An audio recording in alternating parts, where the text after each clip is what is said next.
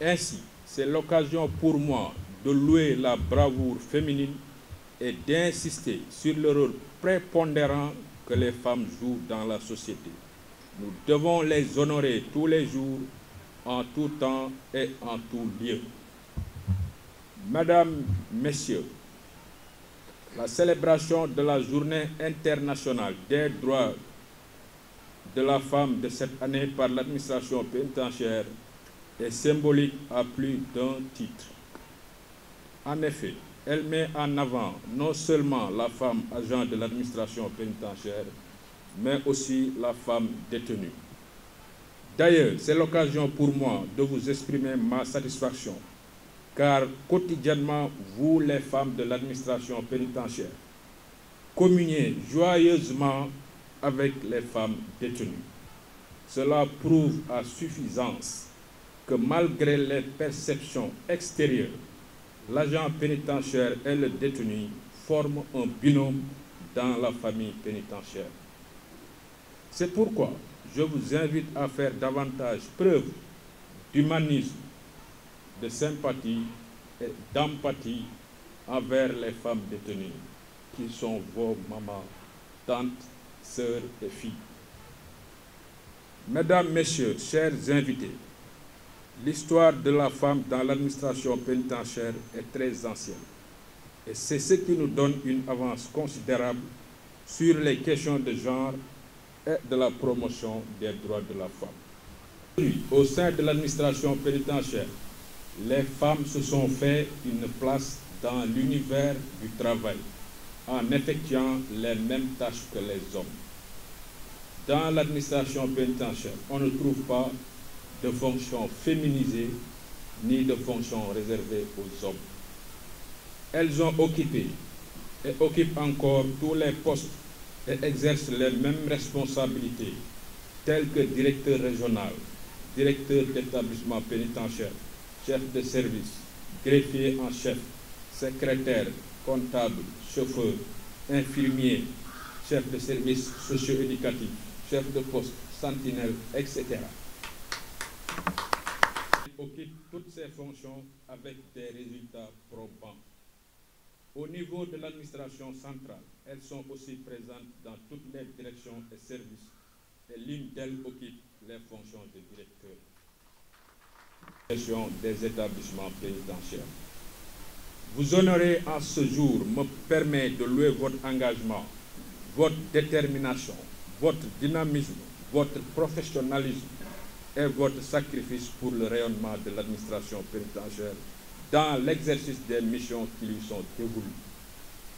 De jour comme de nuit, vous montrez votre indispensabilité dans le dispositif. Vos actions ont permis à l'institution d'obtenir les résultats élogieux en matière de préparation à la réinsertion sociale des détenus et d'apaisement du milieu carcéral. Messieurs, à travers les différents postes de responsabilité confiés aux femmes de l'administration et l'augmentation du quota de personnel lors des derniers recrutements, l'administration pénitentiaire prône l'égalité des sexes et compte accélérer le processus. Chers invités, je ne saurais terminer sans vous remercier de votre présence et rendre un vibrant hommage aux femmes détenues dans nos différents établissements pénitentiaires pour leur discipline et leur participation active à leur propre épanouissement en milieu carcéral. Cette journée leur appartient au même titre que le personnel féminin. L'amélioration de leurs conditions de détention reste au cœur de mes actions. Je vous remercie de votre aimable attention. Wax nañu autonomisation au niveau international, wax égalité au niveau international, mais ñun comme dañoo nekk ci bërëb dañoo jël thème suñu thème bopp woo benn imam woo benn abbé ñu ñëw waxtaan ci ak ñun. Thème bi ñu jël nag mooy la résilience bu ma ko tënkee ci wolof mooy muñ ba pare ànd ak yaakaar. Parce que bërëb bi ñu ne mooy bërëb bi dafa métti il faut boo àndul ak muñ que ça soit agent administration pénitentiaire que ça soit détenu bi fi ne day xaw a métti ci yow foog nga muñ boo muñee ba pare itam foog nga ngay dundee yaakaar muy agent bi saa yooy xëy ngay dundee yaakaar saa détenu bi itam saa yoo xëy ngay dundee yaakaar génn parce que dafa métti moo tax tey vraiment ci loolu la ñu bëggoon imam bi ak l'abbé bi vraiment tatagal ñu ba ñu yokk muñ yokk ko yaakaar parce que ku gëm yàlla ku ne war ngay ànd ak yaakaar chaque jour war ngay mën chaque jour tamit. défi ci liggéey bi tey mooy di ñaan autorité yi waxuma ñun fonctionnaire parce que fonctionnaire bi ñun défi yi ñu am mooy moom la jigéen boo mënta gis ci Sénégal tey am mais défi yi dañ koy demale ci suñu mbokku détenu yi bu ñu mënoon daal lu mënta ñàkk rek tax ñu leen di andi kaso ñun xam nañu société bi xam nañu nu muy demee xam nañu leen di andi tamit waxuñu ne defuñu lijjantiwuñu ko sax vraiment mais bu mënee am ay alternatives à l'incarcération bu ñu mënee am ay aménagement de peine lu ñu mënta am rek ñu ko di am ñu wàññi lim bi ndax boo waxasee ba tëj jigéen vraiment tëj nga àdduna tëj nga société tëj nga famille dafa métti tëjum jigéen ci biir kaso dafa métti bu ñu mën a jàppale daal vraiment xool niñ ko wàññee rek vraiment dinañu gënal bu baax a baax. tàggatal ñu lépp lu nekk ci asamaan ak suuf ba doomu aadama yilif kaw suuf yilifewu ko kàttanam ak dooleem mais nit gi yàlla def ci ñun loolu moo ñu ràññatle ak yeneen bàyyi may ak ñeneen ci des ñëpp loolu nag ñu tuddee nite du nit di làmb ci yaramam daj ko mais mooy ruuxu doomu aadama di bakkanam bi ko tax a nekk nit loolu ni nit soxlaa di suuxat di alimenter jëmmam noonu la soxlaa di ko alimenter ak spiritualité bi nga xam ni mooy lu koy branché ak leer gi jóge ci kaw asamaan te loolu mooy def nit muy nit loolu mooy mottali nit lu mu fi mën a réaliser ci àdduna ak lu mu fi mën a am ci li muy tabax ci kaw suuf lu éphémère la loo xam ne day jàll day dem imma mu dem bàyyi ko fi wala loolu dem bàyyi ko fi mais li nga xam ne moo koy mottali dëgg-dëgg def ko muy nit mooy spiritualité mu soxla di ko suuxat ndax ñett yi nga xam ne ñoo constitué doomu aadama mooy xel mi di yaram bi ak di ruux bi ñoom ñett ñëpp daf leen di tàggat mais bi nga xamante ni dëgg-dëgg mooy fondement wu ñaari ci des yëpp di leen taawu nekk lu mel ne soubassement ci ñaari ci des yëpp di leen taawu ba nit ki mën leen a jëriñoo ak lu mu ko mën a tàggat mooy ruuxam ndax loolu mooy def ci nit mbaax te loolu mooy rôlu diine bu mu ñëwee ci loolu la gën a jublu te diine rek moo mën a defar loolu moo ko mën a mottali mu nekk ne kon bu nit yàlla defee mu jiite ay nit yoo xam ne dañ leen a teg ci loxoom mu ne daf leen di tàggat daf leen di taxawu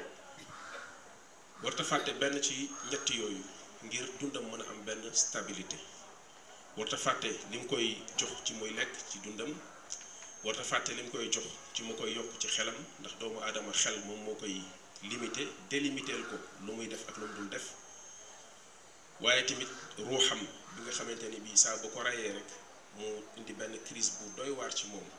te loolu la àdduna bi di souffrir tey muy benn crise de spiritualité boo xam ni ñi ci nekk li ñuy daj ñi nekk ci xiif sax ak mar amuñu trop lu ñu lekk seen am demewul noonu te seeni bakkan alhamdulilah ñu koy jox lu mu soxla dañuñu loolu ndax xiif bële muy xiifu bakkan moo gën a metti xiifu yaram loolu moo tax li ñuy wër mënuñu ko am moo tax boo gisee tey ñuy wax ay développement personnel di dem di toog ci ay séance dafa fay ay $10 000 pour déglu benn nit rek mu ne la da nga soxla reetaan da nga soxla fàtte say problème juste rek loolu soulagé la nga fay ci $10 000 benn nit da la wax yu mel noonu c'est parce que am nga problème c'est parce que am na lu sa bakkan soxla loo xam ne joxuloo ko et que loolu moom moo lay torturer malgré sa kër yu rafet yi nga nekk malgré yaa ngi dëkk Las Vegas malgré yaa ngi dëkk Los Angeles mais loolu doyul ndax doomu aadama du loolu rek loolu moo tax kon bu fekkente ni ñëw nañ ci weer bi ñu nekk bu ñuy wax weeru spiritualité yàlla def xëy na seen occasion bi soxna si doon wax tombé ak weeru koor kilifa yi ñëw def ci lu mel ni programme bu mel nii ba noppi am humilité bu toll ñëw toog assister teewee ko mënuñu dul saluer ko te aussi dëkk réew dafa soxla loolu xam nga ñun lu ñu yàgg ndax mooy ni ñuy toppee suñu relation rapport ak tubaab bi daf ñu demoon ba sax même suñu wàllu nu ñuy diriger suñu administration suñu lépp parce que ñoom depuis seen révolution bi 1789 dañu laïciser seen population laïciser seen administration laïciser seen lépp ci lépp loo xamante ni dafa laal ci wàllu diine ñu ne nañ ko génne ci seen gestion ak ni ñuy doxalee seen réew mais loolu tamit gis nga fi mu leen yóbbuwaat ci problème yi mu leen yóbbu ñun tamit daanaka dañ leen xaw a fekk ci loolu alors que ñun ak ñoom bokkuñu ay réalité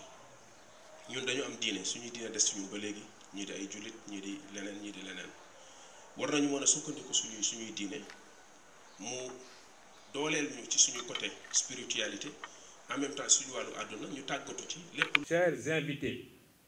je ne saurais terminer sans vous remercier de votre présence et rendre un vibrant hommage aux femmes détenues dans nos différents établissements pénitentiaires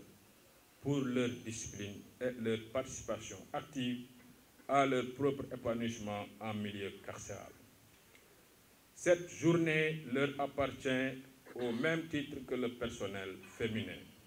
L'amélioration de leurs conditions de détention reste au cœur de mes actions. Je vous remercie de votre aimable attention.